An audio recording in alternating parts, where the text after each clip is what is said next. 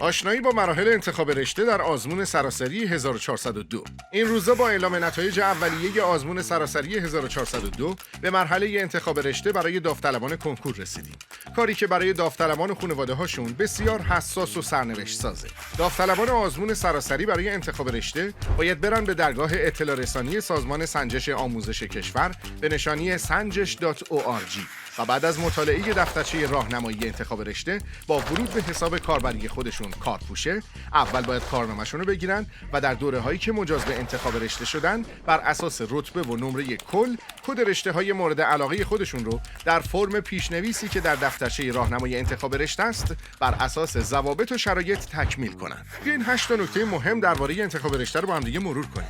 اول اینکه توی این مرحله هر داوطلب میتونه 150 کد رشته محل رو از گروه‌های آزمایشش شامل گروه‌های اصلی و علاقه‌مندی‌های گروه هنر و زبان‌های خارجی و انتخاب‌هایی مثل دانشگاه پیام نور و غیر انتفاعی در همین فرم انتخاب کنه.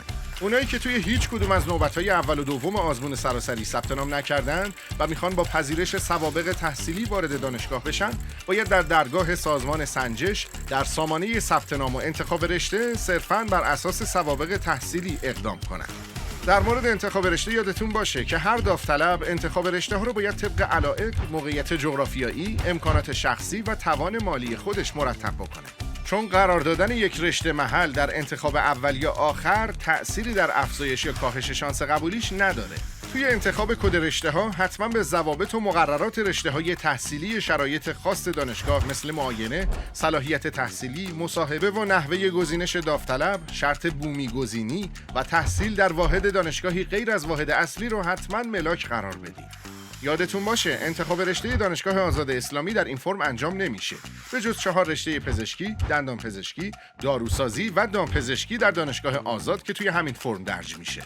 توصیه مهم اینه که قبل از تکمیل نهایی فرم انتخاب رشته حتما با افراد و مشاوره‌های مورد تایید خودتون یا با مشاوره‌های مدارس مشورت کنید. برای انتخاب رشته کم هزینه و مجازی که بتونه کمکتون کنه هم برین به وبگاه سازمان سنجش. اونجا با هزینه خیلی کمی میتونین به صورت مجازی مشاوره انتخاب رشته کنین. سعی کنین همون روزه اول با دقت و مدیریت زمان انتخاب رشته‌تون رو انجام بدین و وارد کردن کد رشته ها رو به روزها و ساعت‌های پایانی انتخاب رشته موکول نکنین.